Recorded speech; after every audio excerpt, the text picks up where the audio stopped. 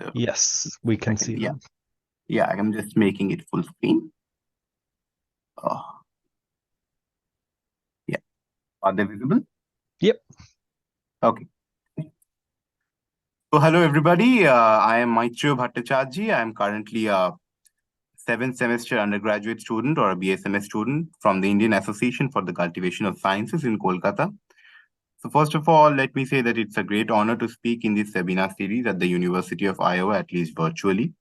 And the topic of my today's talk is a very, let's say, classical object in number theory analysis and combinatorics, the partitions, the study of which was made extremely famous by Ramanujan and was later made prominent by another great mathematician and theoretical physicist, or whatever you may term him, Freeman Dyson. So, in this lecture, we will see the course of evolution of this topic from its very rudimentary days to now when it has become the full-fledged area of research. Let's begin. In the beginning, I would like to acknowledge a number of people involved in this whole process, especially Joseph, for his consideration regarding the date of this lecture from time to time. It was initially supposed to be held last semester in the month of April, but it was all due to me that it could not take place because I had a sudden sickness. And of course, I want to thank my parents and friends for always being there and for numerous helpful conversations regarding the preparation of the slides and a few references from time to time, and of course, their mental support. And my sincere acknowledgement goes to the Mathematical Association of America, of whom I am a student member currently, for letting me use numerous valuable resources for the preparation of this lecture and for many other purposes. And those of you who are attending this lecture, I've already uploaded the slides of this in my web page in this section, notes and materials. So please feel free to visit the page and access the slides from time to time. So this is a main summary of the talk. We will first cover some main ingredients which will be required for setting up the stage, and we will briefly go through the proofs of some main results, which we will be discussing. They will be mostly analytic in nature, barring a few exceptions. And in the end, if I get time, I will try to end with some of my recent ongoing works on this area and some related areas. Yeah. So before formally entering into the topic of partitions, let us all appreciate the wonderful and grand vision of the legendary Indian mathematician Srinivas Ramanujan. So whenever we talk about the mathematics of Ramanujan, one just cannot simply keep oneself confined to one single topic. I mean, the speciality of Ramanujan's work is that it brings together so many different areas of mathematics in such a beautiful manner that one can hardly remain confined to one single topic. So, what we have here is one example, just one single example from the grand mathematical vision of Ramanujan. And we have a quote by Dyson who says that the seeds from Ramanujan's gardens have been blowing on the wind and have been sprouting all over the landscape. By landscape, he of course means the mathematical landscape. And so we all know who Srinivasa Ramanujan was. He was a child prodigious talent. He was born near the city of Madras in India. And then we all know that he had a very famous encounter with the mathematician Hardy from England when he first sent his letter. And when he was rejected all throughout the Europe, it was only Hardy who gave him support to do whatever he wanted. And then he went to England, and the rest is, as they say, history. Dyson, on the other hand, was also originally British, who later arrived at America, at Cornell to be precise. He was a lot of things in one. Dyson was both a mathematician of first class rank. He was also a theoretical physicist.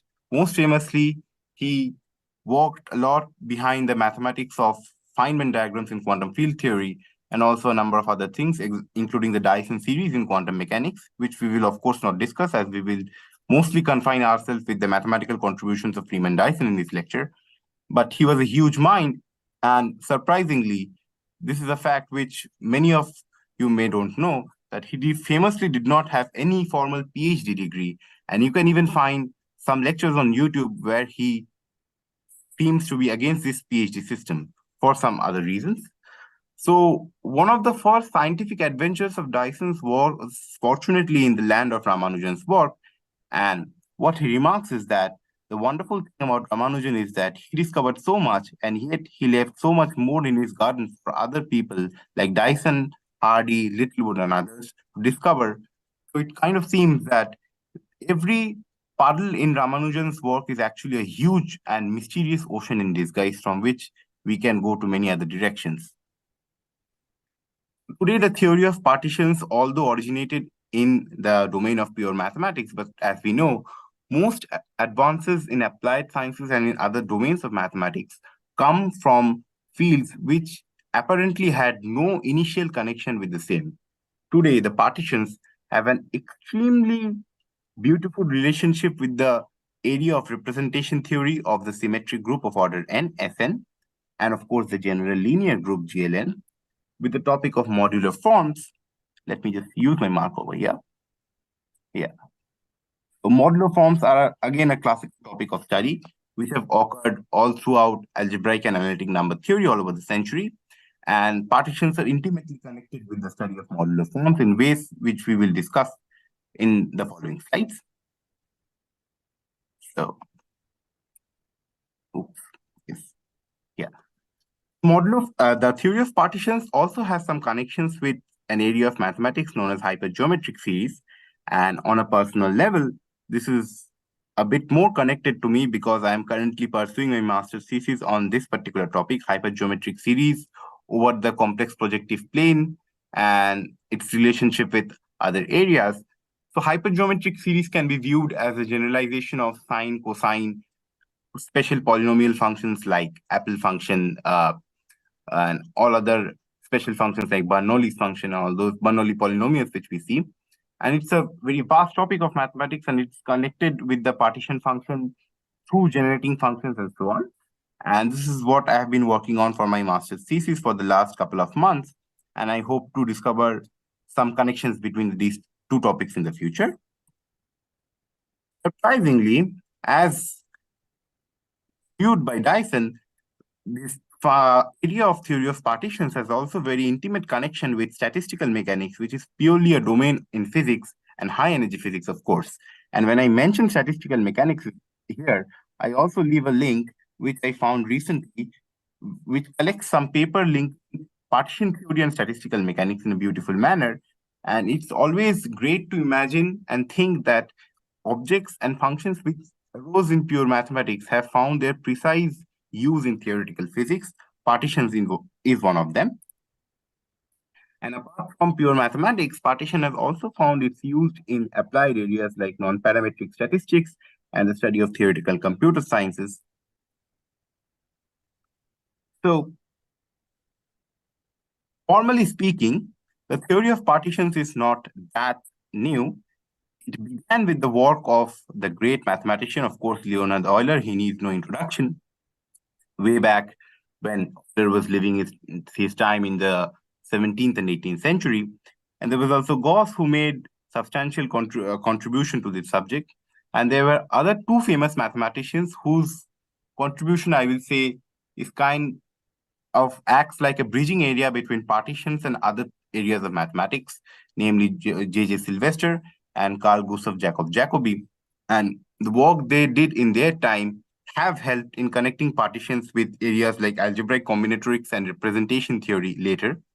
So by mentioning these four names, the reason that I have segregated them from the rest of the names is that they can roughly be classified as the early phase in the theory of partitions, and all other developments which we will see later will come along in, let's say, the 20th century or the 21st century, which is the current century of mathematical research.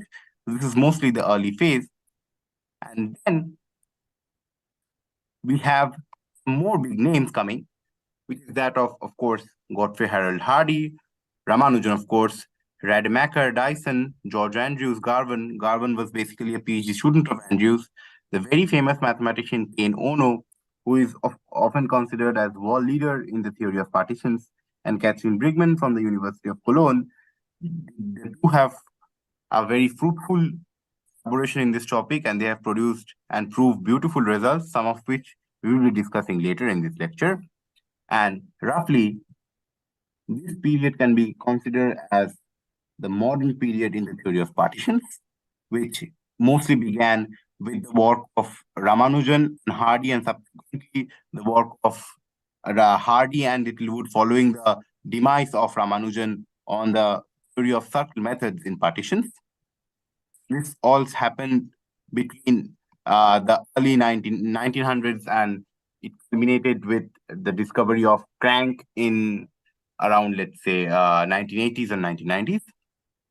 Yeah. So, yeah. What is the theory of partitions?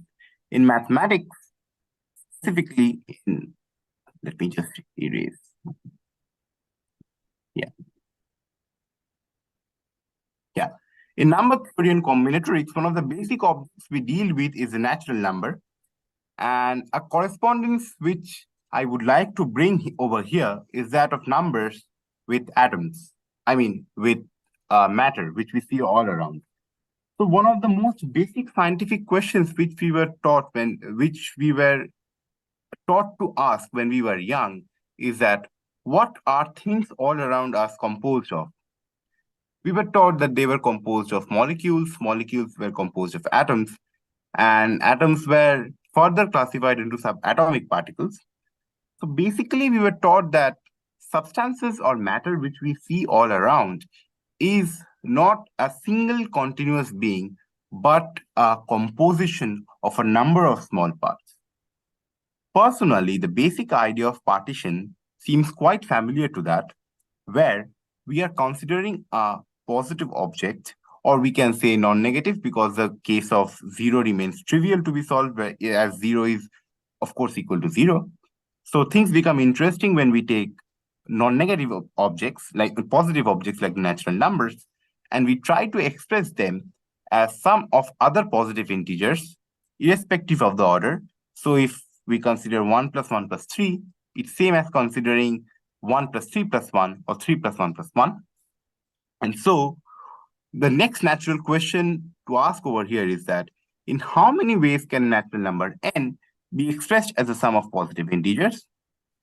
Here we give the basic structure of the same, which is n equal to a1 plus a2 plus n, where all of them are natural numbers, and n is, of course, a positive integer, and the ordering a1 up to an is in this following manner.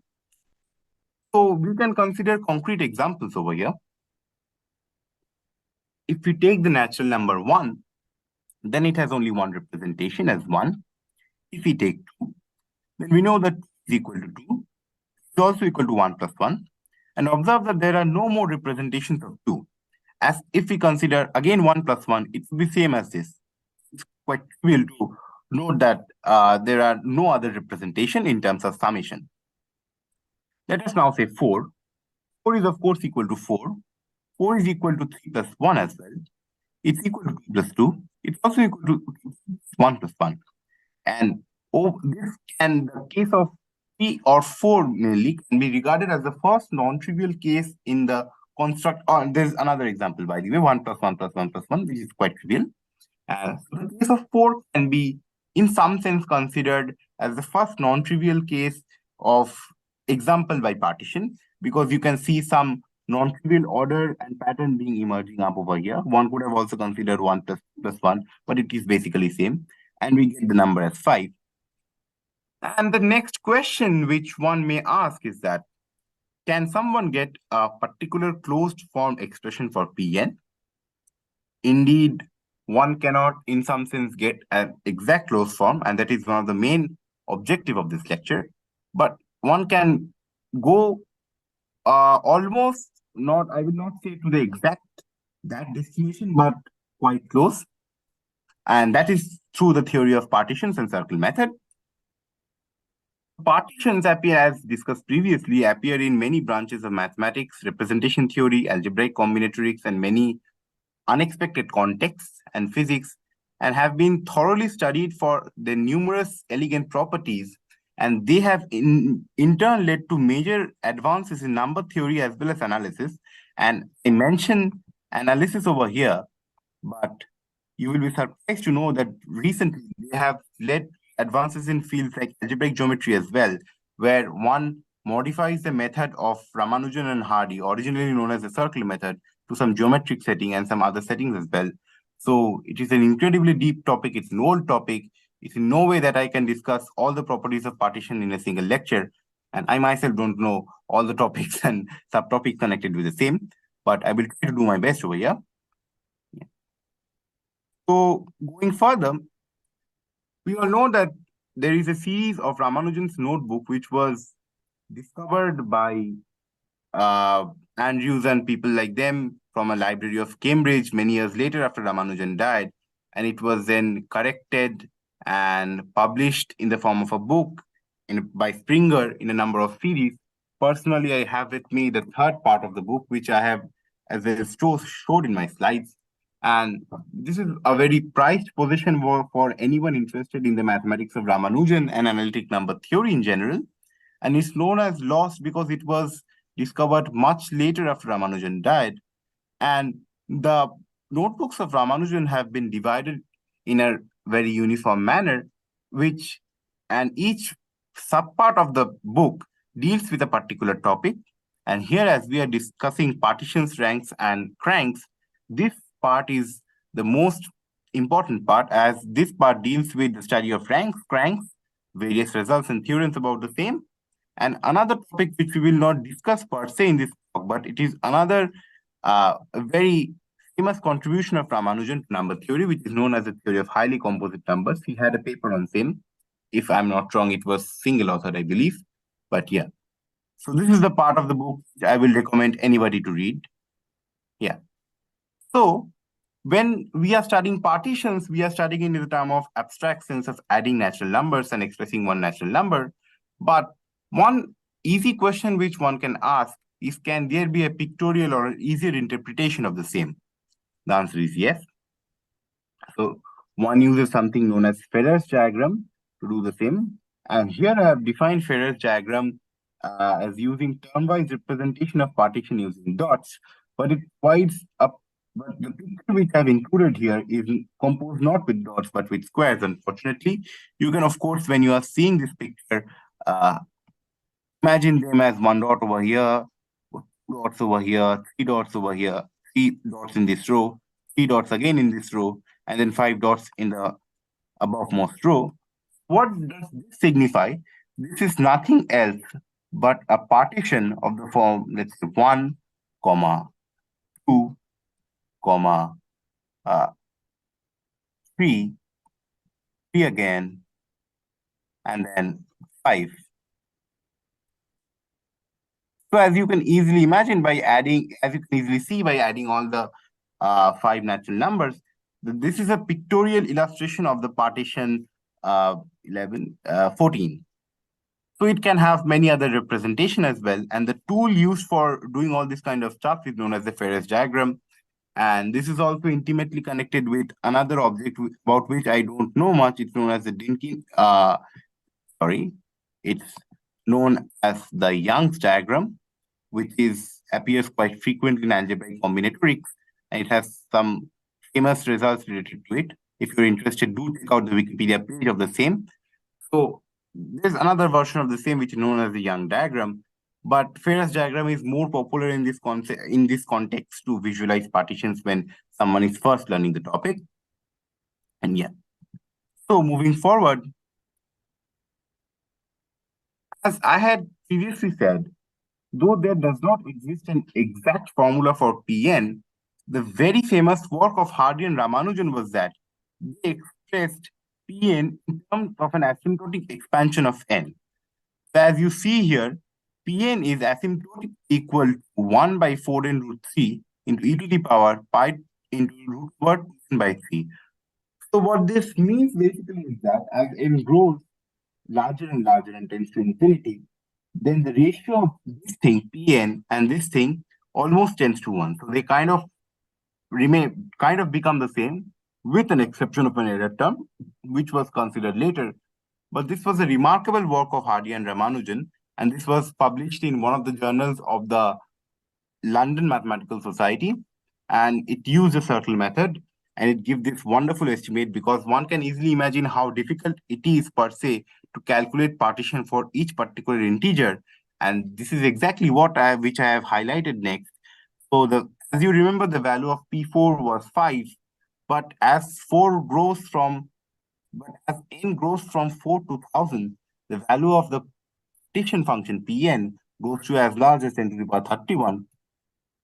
For 10,000, it goes further larger, 10 to the power 106. And you may be surprised to know that the numerical value of the partition function grows so humongously large in so small amount of time that this is one of the highest values of n for which the value of Pn is known. And this has 40,000 digits. This was calculated using a supercomputer last year.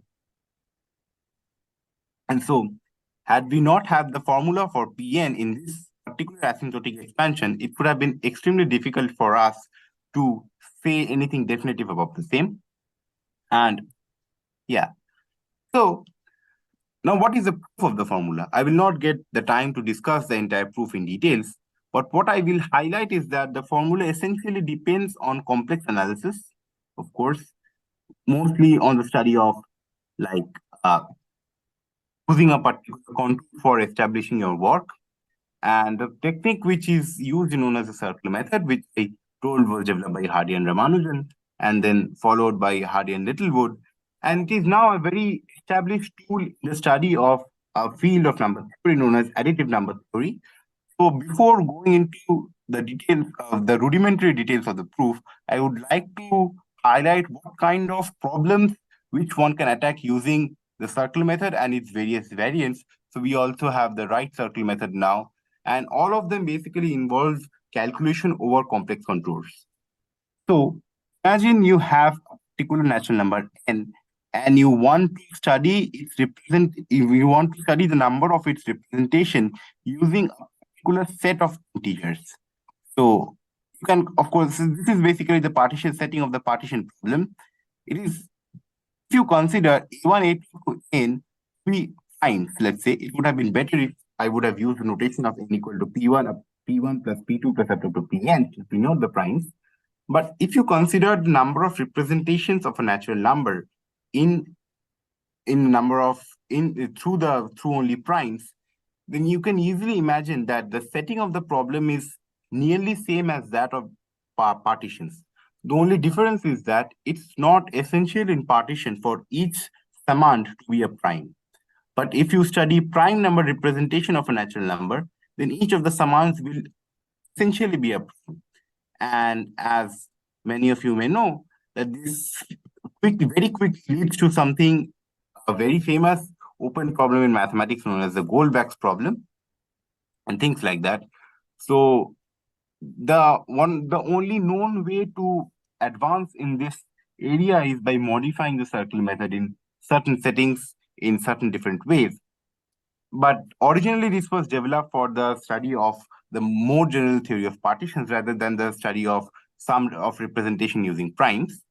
So what one does is that one considers the Pn function, and I apologize for this wrong notation over here. This minus sign will not be there. One integrates z, if there is a particular smooth complex integrable function over a contour gamma multiplied by e to the power minus 2 pi I n z.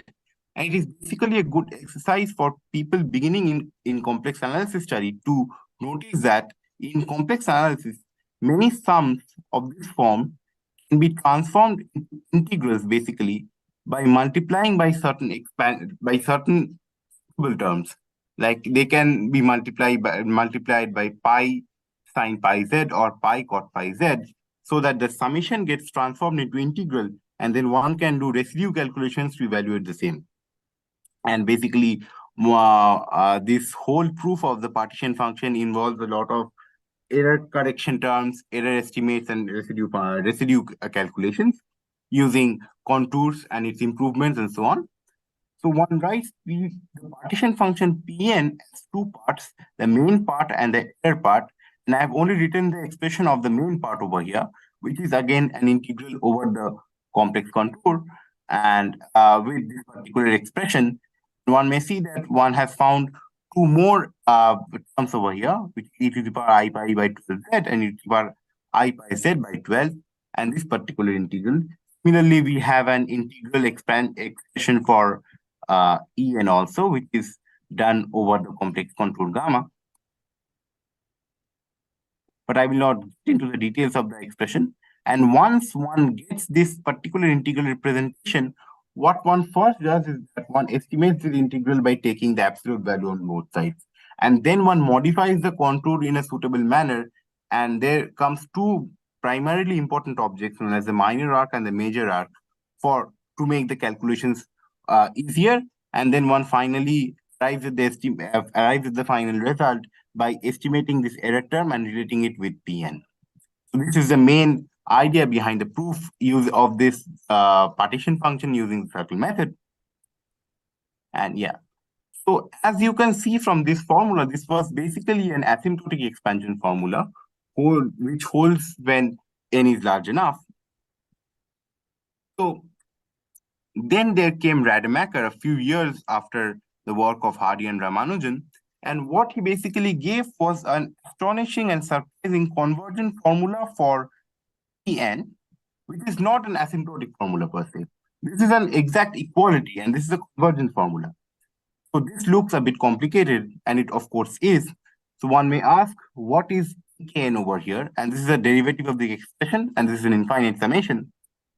Kn is basically again given by this particular sum where h is taken from 0 to k, and the GCD of h and k is 1 to n. And ext, of course, here means the exponential of ii into s of hk minus 2 pi nh by k. And s of hk is another function, which is given by this particular expression, and this is more popularly known as the Dedekind sum. And let me briefly mention here that the proof of Rademacher also uses a variant of the circle method. It involves a thing which is known as the Hankel contour.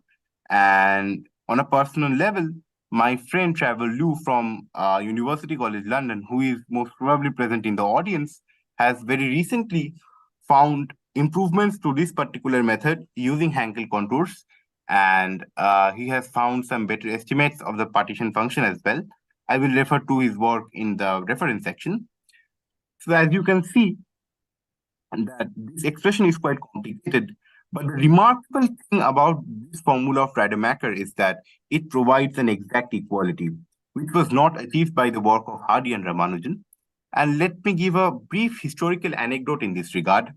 So it was last November when I was traveling to a conference organized by the International Indian Society of Special Functions and Applications.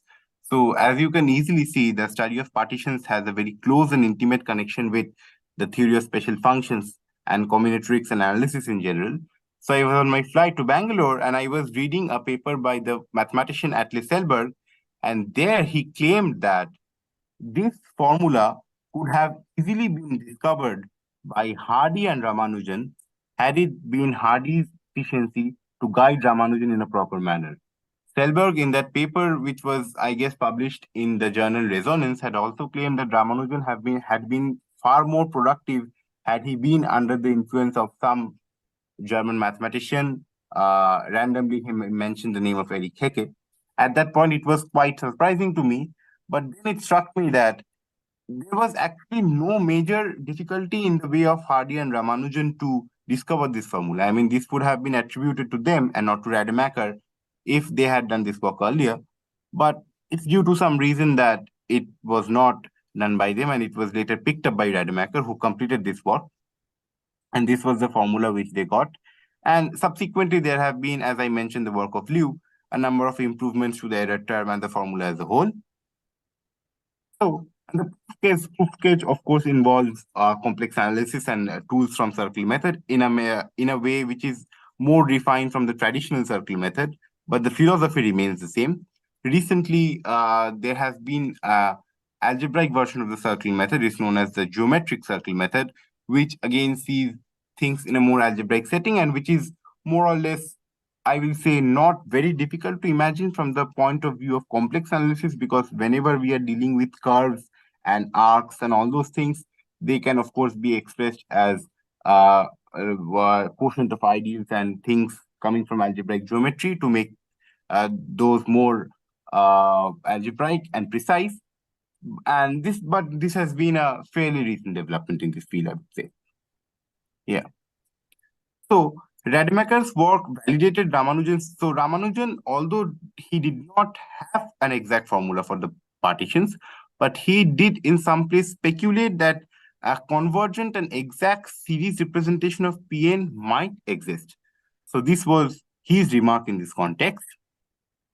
And almost a decade back, the famous mathematician Ram Murthy and they were, in October 2011 to be precise, gave an alternate proof of the asymptotic formula of Ramanujan without using the circle method.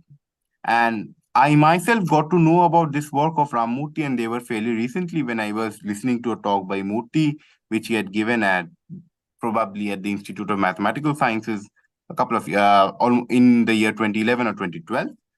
So their work indeed relied on the recent work of Ono and Breuner on something known as harmonic weak mass form. One may ask, what is a harmonic weak mass form?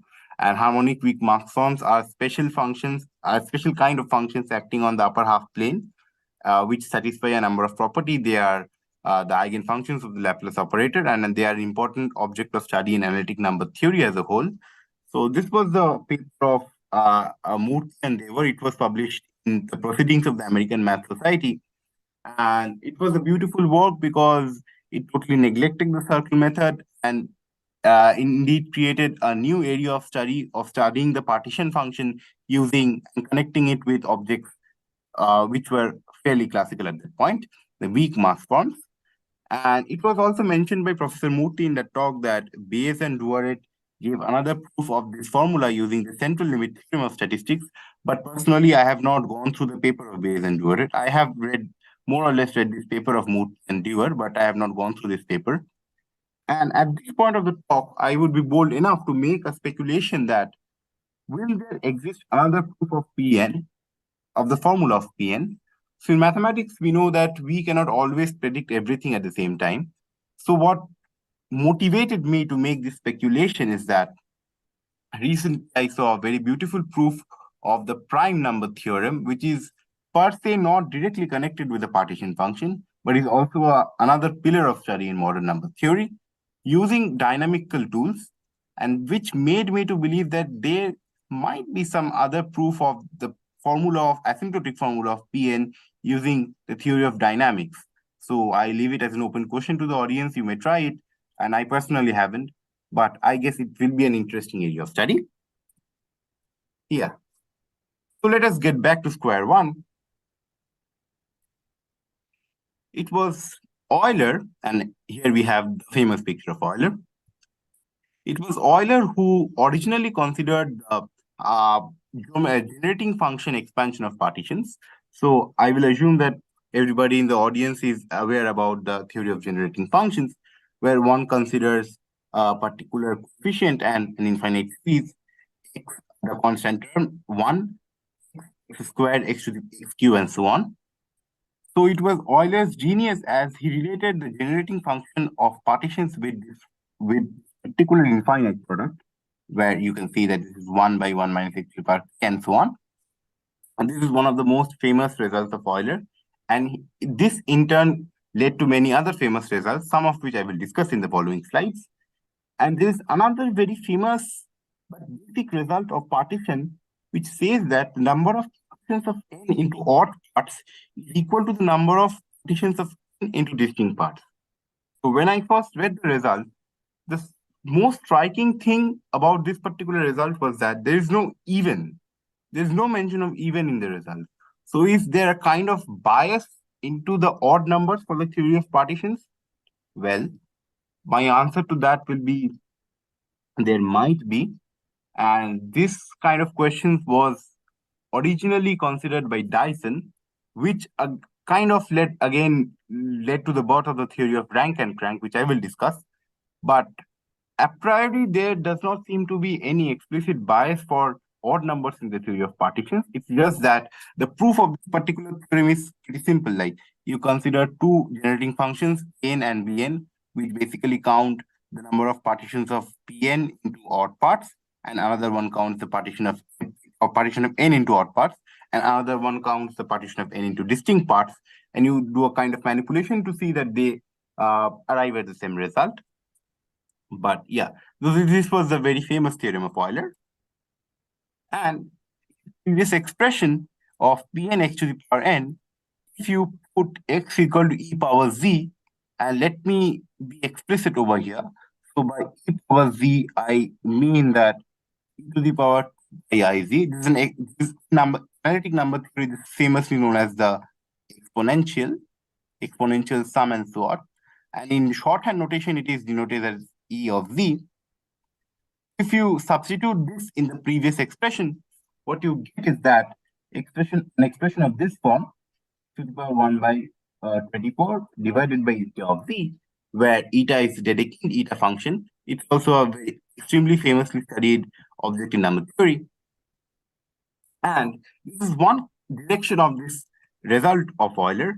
And another direction of the same is that it relates partitions to an infinite sum, which involves another beautiful combinatorial quantity known as a generalized pentagonal number, which is defined in this following manner, GK. And you can see the beauty over here. Explicitly, you can calculate each GK in this manner as it's equal to k into 3 minus 1 by 2. And k basically starts from 1 over here, it's not 0, and is given by this particular quantity. And as you can see, it kind of gives a formula of Pn in terms of its previous value, but actually not all the previous values of n, some particular values of n, which is given by this thing.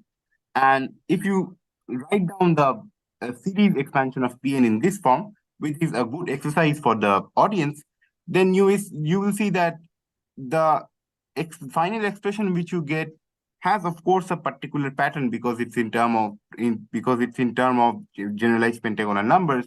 But most surprising thing is this alternating coefficient. The way it appears is pretty strange, and when I first encountered this, I was like, what to say, my mind was blown. And another upshot of this particular theorem is that it can help the calculator or any software to give an efficient computation for Pn. Of course, as we know that whenever the computer or the computer algebra, which does the job for us by giving closed form expression, it needs some particular closed form of the expression so that it can evaluate it in a faster manner. And I will also discuss just mention something over here which I will not discuss in details, that this form of Pn is also a special case of another richly built mathematical structure known as a Jacobi triple product. And one can just substitute a few values to return back into the same in the Jacobi triple product to get back in the Euler pentagonal form of the Pn. Now I will enter another major direction in the theory of partitions, which is Ramanujan congruence. So we all are more or less familiar with the theory of congruence in number theory. We say that 5 is congruent to 3 mod 2 and so on and so forth. So Ramanujan in his notebook discovered the following remarkable formulas for partitions, basically some congruence in terms of these 3 prime numbers, 5, 7, and 11. It basically says that numbers of these forms satisfy this particular congruence and so on and so forth. So one may ask, why only these 3 numbers, these 3 primes specifically? So it has an extremely rich history behind it. Let me mention a few milestone results in this direction. I will just discuss one proof technique due to the lack of time. So it was Scott Algren and Boylan proved that 5, 7, and 11 are the only primes which satisfy congruence of this form. By this form, what they mean is that congruence of 7 where k is a natural number, basically. This was their result, kind of linear congruence, you can say. So this was in this century itself, but this was conjectured by Ramanujan way back in around 1910 or so. And then it was it was Radu in 2012 who proved that there was no such linear congruence partitions modulo 2 and 3. And you can easily imagine why he considered 2 and 3, because both of them are primes. And as primes begin from 2 and 3, so he basically disproved. So Ramanujan congruence for partitions kind of starts from the prime 5 and 2 or 3 are ignored. And if you ask about the proof of these three congruences, there are a number of methods for proving the same. One of the most famous methods is using the theory of modular forms over SL2Z. And I will discuss a good reference in this direction, which uses techniques from the theory of modular forms to prove the particular partitions. Particularly, it uses something known as Eisenstein series and also another thing known as the divisor function. Let me just write it. So it uses something of this form, sigma En, where this is basically the sum of all the proper divisors of n taken to the power of p. Anyone who has studied even a little bit of analytic number theory knows that how important this generalized divisor function is. And it's also intimately connected with the Eisenstein series, special values of the Eisenstein series to be particular. And three specific expressions occur in the proof, which can be manipulated using the Euler derivative operator, which is x ddx, or only also not the Euler derivative operator, it's only known as the differential operator to arrive at the congruence result. And so, as I mentioned before, the congruences which we consider here were all linear congruences. And it was in the 1960s that the mathematician A.O.L. Atkin found a congruence for modulo 13. And so, as you can see, Ramanujan had conjectured for 5, 7, and 11, but he did not give us any information about the subsequent primes. So it was, of course, a big task for mathematicians at that time to discover congruences of the particular form. But what happened is that, as you can see in this expression, that this is almost of the form AB plus AN plus B. What I had discovered for the case of 13 was a slight deviation from this particular pattern. So I have not written over here, but I would like to mention it. So the partition congruence which he discovered for 13 was kind of this form. So there were actually three particular terms in the bracket of P, and then there was this congruence congruent to 0 modulo 13. So for the case of 5, 7, and 11, there were two terms over here, but in the case of 13, we get three terms over here, and it's not very clear why this happens, why this sudden term happens for 13, as we transit from 11 to 13. But in this direction, there is a very famous result of Ono, who says that there are infinitely many congruences for every prime you consider greater than 5 of the form P of A n plus B, where A n plus B is, of course, a linear congruence and P is a prime number. And in the following year, Algren and Ono proved that there are partition congruences modulo all integers which are co-prime to 6. So over here, if you take, like, one may ask that why we are considering only the primes. So the result of Algren and Ono says that you may not consider the primes, but you have to satisfy one condition: the numbers have to be co-prime to 6.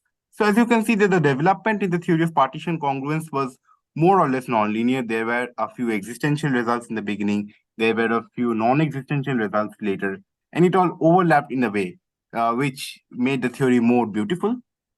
And so here, related to the theory of partition congruence and generating function is this particular formula of Ramanujan, which Hardy termed as one of his most beautiful works. So what does it say? It says for all modulo q less than 1, we have this very beautiful generating function expression for P of 5n plus 4. As you can see, the pattern goes from 5 to 10 to 15 over here, and from 1 to 2 to 3. And as far as I remember, this was not by Ramanujan's notebook, and it was subsequently some other mathematician who came and proved it. So another particular reason which I mentioned this particular identity over here is that the theory of partitions is also intimately connected with the study of something known as Q series or Q analogs, where if you are given a particular expression, you consider one of its Q analogs, and it is very commonly denoted as using this notation, Q of n, where the thing is basically considering the product from 0 to n minus 1 of this particular expression, 1 minus a into q to the power k. So the main philosophy behind Q series, and mind you, the theory of Q series and Q expressions have, using this particular Pokémon symbol, have found its way in mathematical physics in string theory as well. So that is also extremely active area of research. So the Q series and the Q expressions are defined in such a way that one gets back the original expression as Q is tended to 1. So this is the basic technique behind the Q series definition. And this also gives rise to a lot of beautiful generating function problems and combinatorial problems, which can be also tackled using complex analysis and tools like that. So now we come to the rank of a partition. So whenever we have a kind of distribution like this in terms of partitions, in terms of natural number, one may try to associate with it a particular statistics which give us some vital information regarding the distribution of the partition. So the rank and crank are two prominent quantities in this regard. So let us see the definition of rank. The rank is the difference between the number of parts in the partition. Like let's say if 7 is divided into 1 plus 2 plus 1 plus 2 plus 4, then the number of parts there is 3. And the largest part of the partition. So in the partition of 7 as 1 plus 2 plus 4, the largest part is of course 4, and you can easily calculate the rank. So what is the basic motivation behind the definition of the rank? In 1944, then an undergraduate at the famous University of Cambridge, Freeman Dyson, had written a very famous paper in the journal Eureka. And as far as I remember, the title of the paper is pretty mysterious. It's like some guesses in the theory of partitions or same. So what he conjectured or hypothesized in his paper was the existence of any particular statistics which gives us information about the partitions of 5n plus 4 being distributed into 5 kind of equivalence classes. So his basic observation started with 5n plus 4, but the conjecture which he made there was in terms of this particular partition, most prominently 7 and 5. And over here, I define the number of partitions of n with rank m as n of m comma n. And the sole reason behind defining this is that one can have very beautiful properties satisfied by n of m comma n, which we'll see in the next slide. And he made a number of conjectures regarding the partition of 7 plus 5 in the rank of congruent to 0 modulo 7, and the rank, I mean, the number of this form, 7 plus n, which would be an integer, not necessarily a positive integer, but an integer, which is congruent to 0 modulo 7. And you can also find some talks on YouTube on partitions which give an explicit numerical evaluation of the rank. So while he himself did a number of numerical calculations, Dyson. So as he did all these, he observed that the rank did not distribute the partition of this class of numbers, 7n plus 6, into 11 equal classes. So as he first defined the quantity of rank, he observed that his theory did not match very well with a certain class of numbers. And in this regard, one may take into mind the very famous quote of Feynman, who says that no matter how beautiful your theory is, if it does not match experimental results, then it is false. So over here, we do not have experimental results per se, but what we have is numerical data. And so that what Dyson initially came up with the concept of rank did not match very well with this particular distribution of partition 11 and plus 6, which made him hypothesize the existence of another statistic known as crank. And here comes the most interesting part. In his paper, Dyson ends his paper in a very mystic and wonderful manner, but he is not very precise about what he means about the crank. And it took mathematicians nearly 4 decades to come up with the precise definition of crank, which satisfied all the properties which were speculated by Dyson, which was originally motivated by the work of Ramanujan, to completely solve this problem. So as I define the number of partitions of with rank m over here, we have for all n, q in n, and m is an integer. One can easily verify that a few beautiful properties are satisfied. And Dyson made a number of conjectures in his paper. So first two of those conjectures were settled by Atkin and Spinett and Dyer, but the main work on the crank, which needed basically a separate and more elaborate definition, would follow 44 years later. It was the famous mathematician Andrews, and in collaboration with Garvan, I think this was the work of Garvan in his PhD thesis, which was published in the Bulletin of the American Math Society in 1988. They came up with this particular definition of crank, which explained Ramanujan congruences and kind of ended Dyson's program on the same. So given a particular positive integer lambda, let L lambda denote the largest part of lambda. Lambda is a partition, by the way, and omega lambda is the number of ones in lambda. So at the first glance, one may wonder, what is the number one doing over here? One could have even defined this using any other natural number like 2 or 3 or 4. So I do not have a definite answer to that question. But as far as I've studied the theory of cranks, so it kind of seemed to me that for Andrews or Garvan, when they were first studying this, as one is a very, very natural, so this kind will seem like a pun, but one is one of the most natural numbers. Like it is identity, of course. So I guess it was very natural for them to consider one in the definition. I do not know whether they had considered any other natural number in the definition of omega lambda or not. And then we have mu lambda, which counts the number of parts of lambda greater than omega lambda.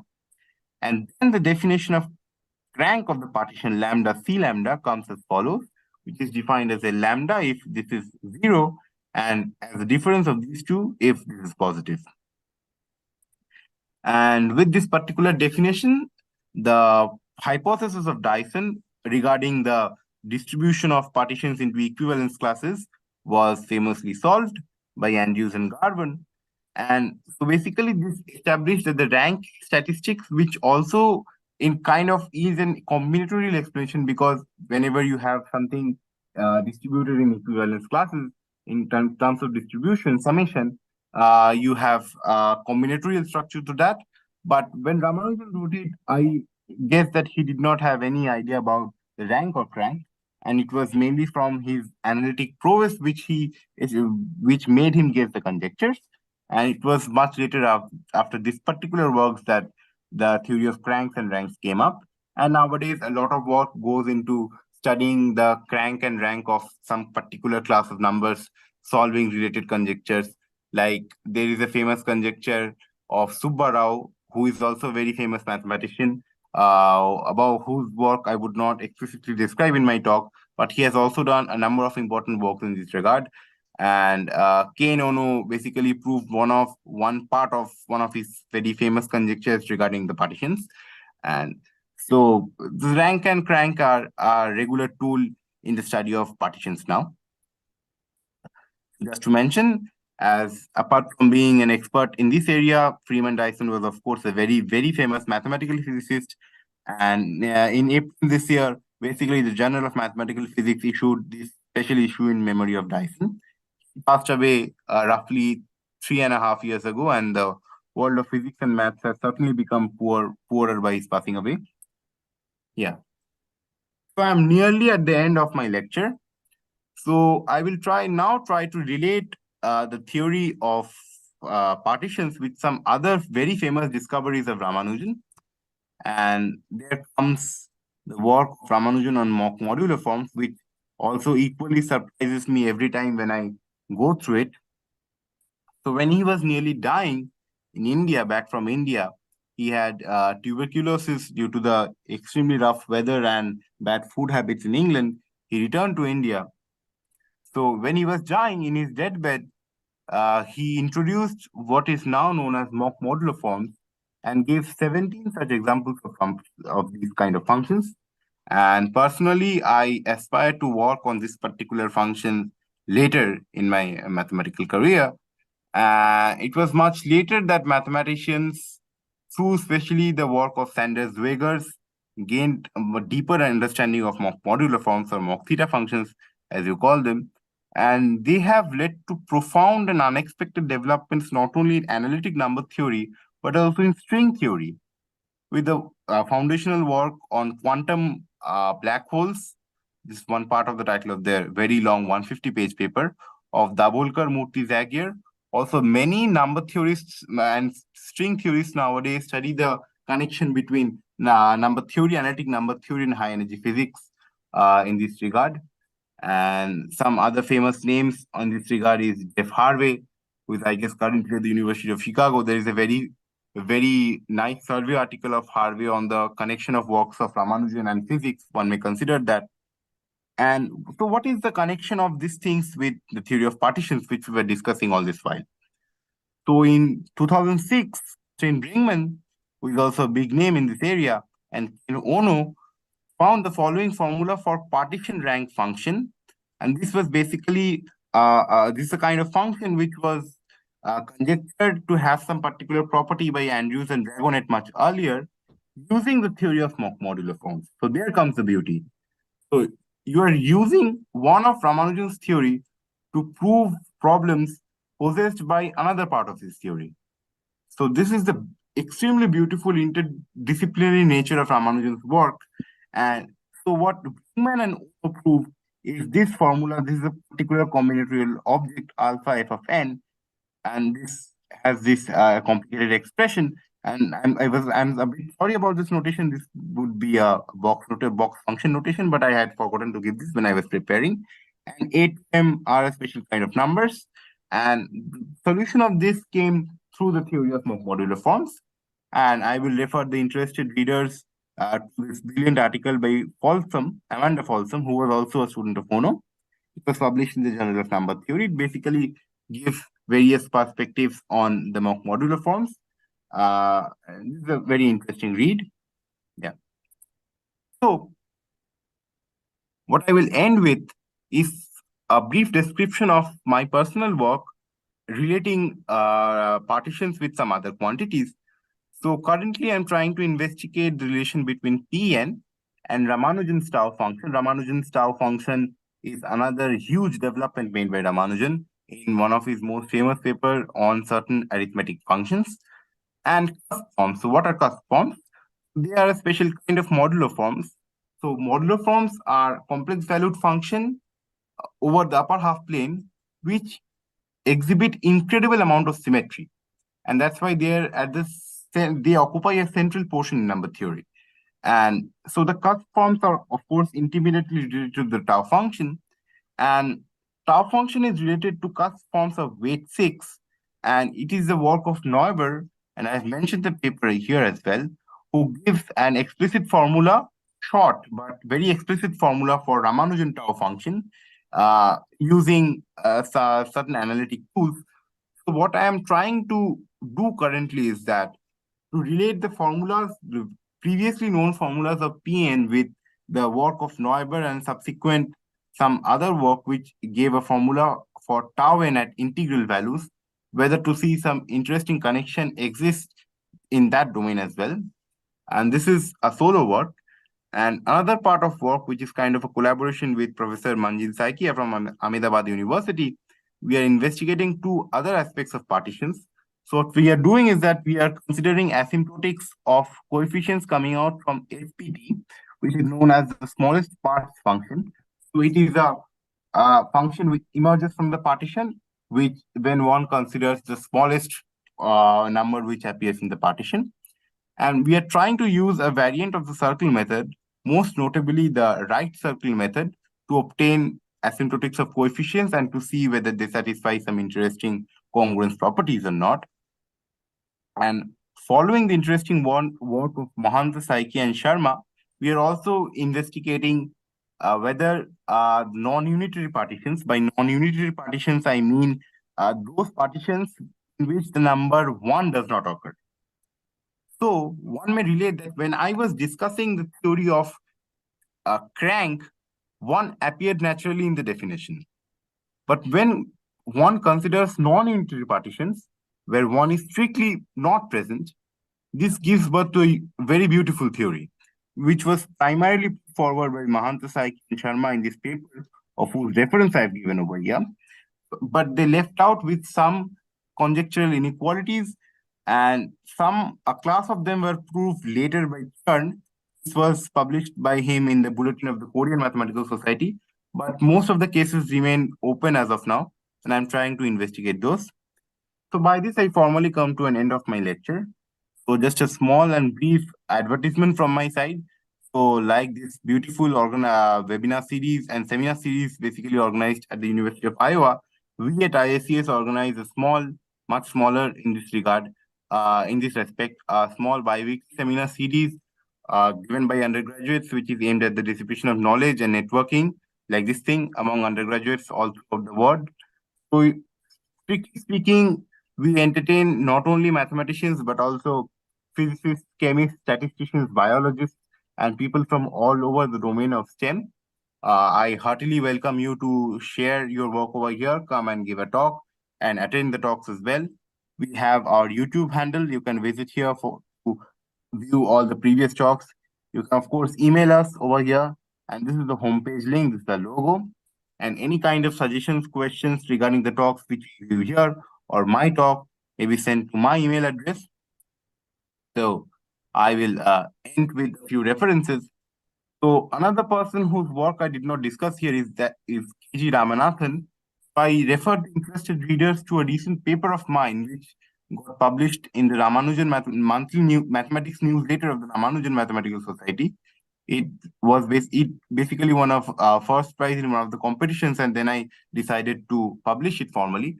So here I discuss how Ramanathan deals with certain like coefficient properties of the partition, which I think in a way is related to the work of SPTJ function, which I mentioned previously. So this is an interesting read. It relates not only partitions but also some algebraic number theory as well. Ramanujan's Lost Notebook is a canonical reference in this regard, which is published by Springer and jointly written by Andrews and Burned. And my friend's blog, where he considers improvements to the error terms of the partitions functions and related topics, which I mentioned in the beginning section of my lecture. And for the proof of the partition function expression Pn, I basically refer to the book of Elias Stein and Shankarachi. It's a wonderful read for anyone who is interested in the proof as well as complex analysis in general. It's a part of the Princeton lectures in analysis. And then I will refer to this bachelor's thesis of this person known as Shyam Narayanan, where he gives the proof of Ramanujan congruences using the theory of modular forms and using the set derivative and the normal derivative expressions and Eisenstein series and so on and so forth. So this was his senior thesis at Harvard in 2019. And I will also mention a recent book by Ramurthy and his PhD student, Professor Karinika Sinha, which is published by the American Mathematical Society. It basically deals with the circle method and its applicability in various situations of combinatorial and additive number theory. And personally, I have not read the book as of yet, but I think that it will be a delight for anyone who is interested in this area and trying to apply this setting of the circle method to a wide range of problems. Yeah. And I will also mention a couple of interesting videos in this regard. So there are lectures by Professor Atul Dixit of IIT Gandhinagar, Ramut by Andrews, of course, by Brinkman, by Ono on partitions given at various venues. Like there was a conference at the Institute for Advanced Study dedicated to Dyson. It was a beautiful one where people from many disciplines came together and gave talks. Professor Brinkman was one of them. And all of them are extremely good. They are highly recommended for learning the theory of partitions as well as about the current age research topics which one investigates. And there was recently also a conference on the centenary of mock theta functions I mentioned previously of Ramanujan, and it was held at Vanderbilt. And there were many distinguished speakers there as well, Larry Rollin and others. So they have a YouTube channel where they basically have uploaded the videos of the open problem sessions and lectures by people. So it is also a useful resource to consult, and I personally have consulted it for preparing some portions of the talk. And there's also a lecture by Professor Kaninika Sinha on the circle method on the Gonit Chora YouTube platform, which is a good place to learn this technique. And there are a number of various other resources as well, and one might consult them. And so with this, I come to the end of my talk. Thank you so much for your time and attention. Thank you. All right. I have that was a very good talk, and I thought that's interesting. It seems like such a simple concept in the beginning, but it was obviously very hard to talk about. But the idea of just breaking up natural numbers seems like somebody probably thought about that in ancient mathematicians. Do you mind? Can I share screen? I wanted to ask you two questions, if you don't. Yeah, sure. Okay. I think if you stop sharing that, I can share. Yeah, I've just stopped sharing my screen. Yeah. Okay, I should be able to share.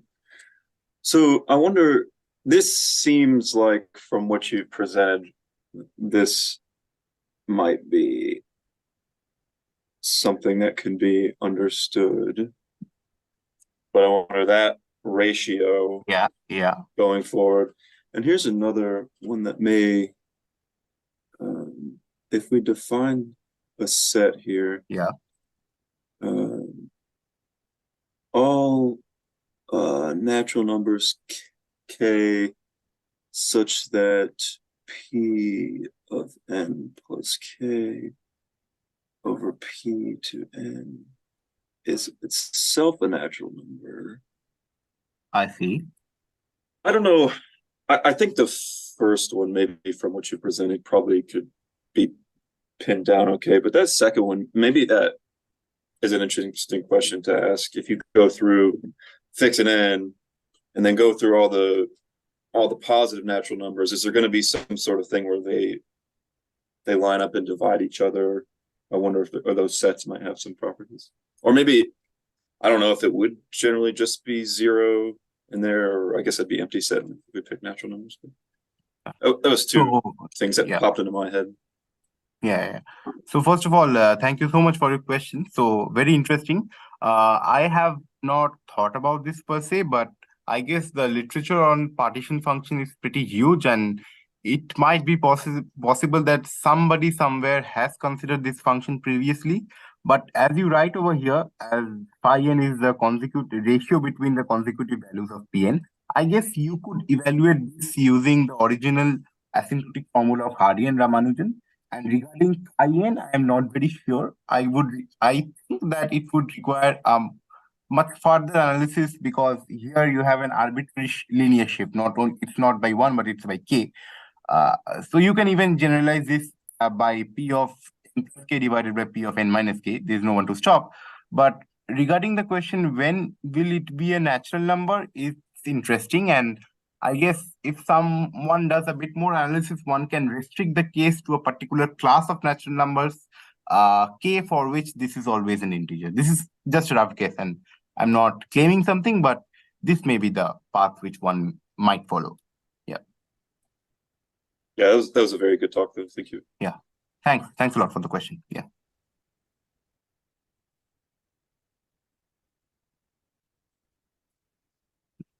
Do we have any other questions in the audience?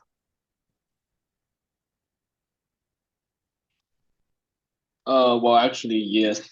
It's more like a comment instead of a question. It's an amazing talk. I should admit, and I'm just want to talk a bit about like Hardy's partition asymptotic formula.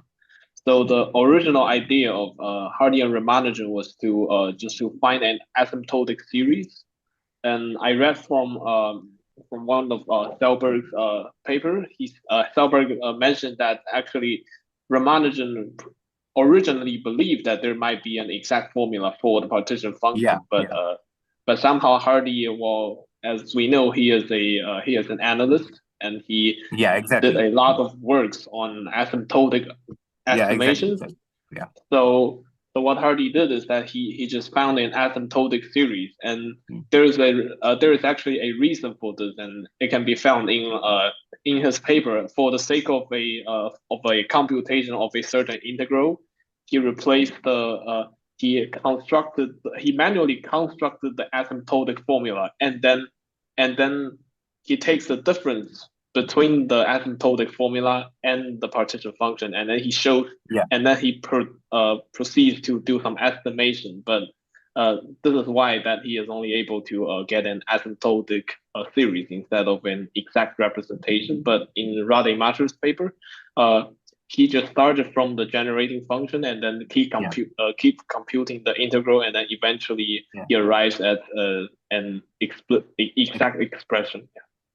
Yeah. That's kind of remarkable. Yeah, exactly. This is exactly similar to what I had read as well. So, according to Selberg, Hardy being a mathematical analyst, he was very much satisfied with as soon as he obtained the asymptotic expansion. And what Selberg kind of speculated that Ramanujan was not entirely happy with that particular expression, although that was considering the current state of mathematical development at that stage, that was also a huge achievement of Hardy and Ramanujan, like obtaining even an asymptotic formula using the circle method, which was, of course, based on numerical evidences, was itself a big achievement. But if they had walked, if they had walked a bit more further, they would have been the first to arrive at the exact convergence series expansion instead of Rademacher. So the techniques used by Rademacher, I will say, is quite standard, using the, like what I mentioned even in my lecture, that calculating some required contour integration and using Hankel contours, you will of course know very well, and arriving at the expression of Pn. And I personally believe that both Hardy and as well as Ramanujan had the equal prowess to do the thing, but what is the exact reason that they did not consider this, or even Littlewood, we can say, after the work of Hardy and Ramanujan, that they did not exactly consider this problem, will forever remain a mystery in that sense. Yeah. So that's my comment regarding this. I strongly believe that we read the same paper. Yeah. Same paper by It's Selberg, possible. Yeah. Exactly.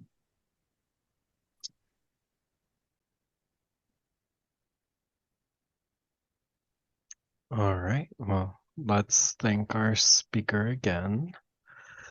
Yeah. Thank you so much. And Yeah. Thank you. I will stop Thanks. the recording here.